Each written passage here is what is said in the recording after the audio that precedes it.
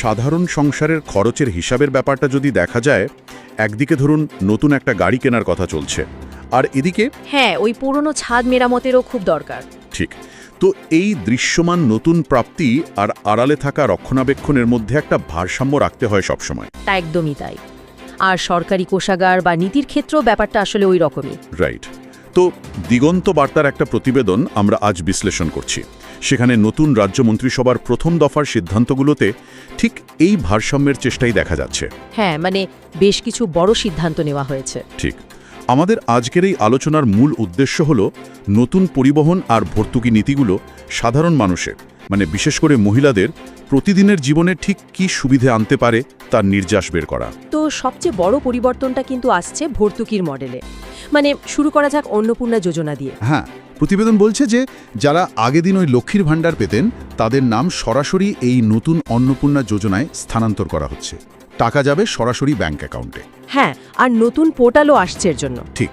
এটা অনেকটা ধরুন একটা পুরনো সফটওয়্যারকে নতুন ভার্সনে আপডেট করার মতো, যেখানে পুরনো ব্যবহারকারীদের ডেটা তো সুরক্ষিত থাকছেই, পাশাপাশি নেটওয়ার্কের পরিধি বাড়িয়ে নতুনদেরও যুক্ত করা হচ্ছে। একদম। আর এখানে সবচেয়ে উল্লেখযোগ্য বিষয় হলো সিএএ আবেদনকারী বা ধরুন ট্রাইব্যুনালে যাদের নাম আছে। ওয়েট, ট্রাইব্যুনালে যাদের নাম আছে তারাও? হ্যাঁ, প্রতিবেদন ঠিক সেটাই বলছে। তারাও এই আর্থিক সুবিধা পাবেন। আর এই অন্তর্ভুক্তির প্রভাব শুধু তো ভাতার অঙ্কে আটকে নেই, মানে বৃহত্তর অর্থনীতিতে তো এর একটা প্রভাব আছে। তা তো বটেই। হাজার হাজার প্রান্তিক মহিলা যখন সরাসরি অ্যাকাউন্টে টাকা পাচ্ছেন, তখন পরিবারের আর্থিক সিদ্ধান্তে তাদের একটা নিজস্ব মতামত তৈরি হচ্ছে। রাইট, একটা অর্থনৈতিক স্বাধীনতা। ঠিক তাই।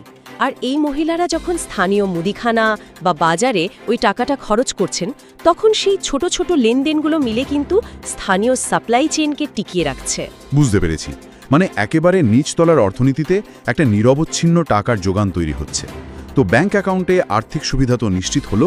এবার দেখা যাক এই স্বনির্ভরতাকে কিভাবে বাস্তবের রাস্তায়, মানে ধরুন বাড়ির বাইরে গতিশীল করা হচ্ছে। হ্যাঁ, 1 জুন থেকে সব সরকারি বাসে মহিলাদের বিনামূল্যে যাতায়াতের অনুমোদন দেয়া হয়েছে। এই ব্যাপারটা নিয়ে কিন্তু একটা প্রশ্ন থেকেই যায়। মানে বিনা ভাড়ায় যাতায়াত সাধারণ মহিলাদের জন্য তো দারুণ খবর, কিন্তু নতুন বাস তো এখনো নামানো হচ্ছে না। হ্যাঁ, এই মুহূর্তে বাসের সংখ্যা বাড়ছে না। ওই বর্তমান পরিকাঠামোতেই কাজ চলবে। তাহলে কি রোজকার যাতায়াতে ভিড়ের চাপ আর ভোগান্তি উল্টে আরও বাড়বে না? এটা খুব বাস্তবসম্মত একটা প্রশ্ন।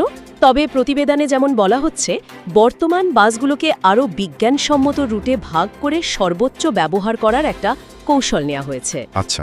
আর সাধারণ যাত্রীদের জন্য জুন মাসের বাজেটের দিকে নজর রাখাটা খুব জরুরি। মুখ্যমন্ত্রী ওই বাজেটে নতুন বৈদ্যুতিক বাস বা ইলেকট্রিক বাস আনার ইঙ্গিত দিয়েছেন। ও, ইলেকট্রিক বাস? একদম।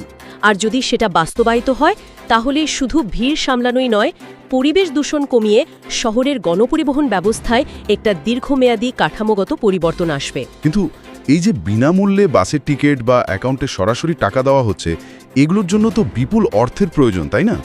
আর ঠিক এখানেই মনে হচ্ছে একটা বড়সড় প্রশাসনিক দ্বন্দ্ব তৈরি হচ্ছে। হ্যাঁ, কারণ একদিকে সরকার এই জনমুখী প্রকল্পগুলো চালাচ্ছে, আবার অন্যদিকে সরকারি কর্মচারীদের 7ম বেতন কমিশন গঠনের ঘোষণা হলেও বকেয়া ডিএ নিয়ে এখনো কোনো নির্দিষ্ট সিদ্ধান্ত হয়নি। ঠিক। মানে যাদের ডিএ বকেয়া রয়েছে তাদের কাছে তো এই বিপুল খরচের প্রকল্পগুলো দেখে হ্যাঁ, কিছুটা হতাশা তো আসতেই পারে। আর পাশাপাশি আরও কিছু প্রশাসনিক রদবদল হচ্ছে, যেমন ধরুন হাইকোর্টের নির্দেশে ওবিসি তালিকার নতুন সমীক্ষা করা হচ্ছে। রাইট। কিন্তু শুধু বিচ্ছিন্ন ঘটনা নয়। মানে এই প্রশাসনিক কাঠামোর রদবদলগুলোর পিছনে অন্য কোনো উদ্দেশ্য আছে? বিশ্লেষকরা মনে করছেন, এই ধর্মভিত্তিক প্রকল্পগুলো বন্ধ করে হয়তো সরকার অন্নপূর্ণা যোজনার মতো বৃহত্তর সামাজিক প্রকল্পের জন্য কোষাগারের টাকা বাঁচাচ্ছে। আচ্ছা, মানে একদিক থেকে ফান্ড সরিক অন্যদিকে দেওয়া হচ্ছে। হ্যাঁ, আবার ওবিসি তালিকার আইনি বাধ্যবাধকতা মিটিয়ে প্রশাসনকে আরও স্বচ্ছ করার চেষ্টা চলছে। মানে একদিকে এই বিপুল জনমুখী প্রকল্প আর অন্যদিকে এই রদবদল আসলে 2026 সালের নির্বাচনের আগে একটা নতুন সমীকরণের ইঙ্গিত দিচ্ছে। একদম পরিষ্কার। তো পুরো চিত্রটা দেখলে বোঝা যায় এই নীতিগুলো মূলত সাধারণ মানুষের, বিশেষ করে মহিলাদের অর্থনৈতিক নির্ভরতা আর সামাজিক গতিশীলতা বাড়ানোর জন্যই তৈরি। ঠিক।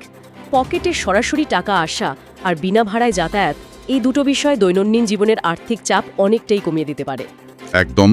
তবে আলোচনার শেষে এসে একটা বড় প্রশ্ন কিন্তু থেকেই যায়, যেটা নিয়ে গভীরভাবে ভাবার অবকাশ আছে। হ্যাঁ, ওই আর্থিক ভারসাম্যের বিষয়টা। ঠিক। একদিকে বিনামূল্যে যাতায়াত ও ভর্তুকির মতো বিপুল খরচের জনমুখী প্রকল্প যা রোজকার জীবনের সুবিধা আনছে, আর অন্যদিকে সরকারি কর্মচারীদের দীর্ঘদিনের অমীমাংসিত ডিএর দাবি যা প্রশাসনের ভেতরে চাপ তৈরি করছে। দুই প্রবল আর্থিক চাপ। ঠিক, এই দুই চাপের মধ্যে দাঁড়িয়ে আগামী দিনে সরকার কোষাগারের দীর্ঘমেয়াদী ভারসাম্য ঠিক কিভাবে বজায় রাখবে সেটাই এখন সবচেয়ে বড় প্রশ্ন।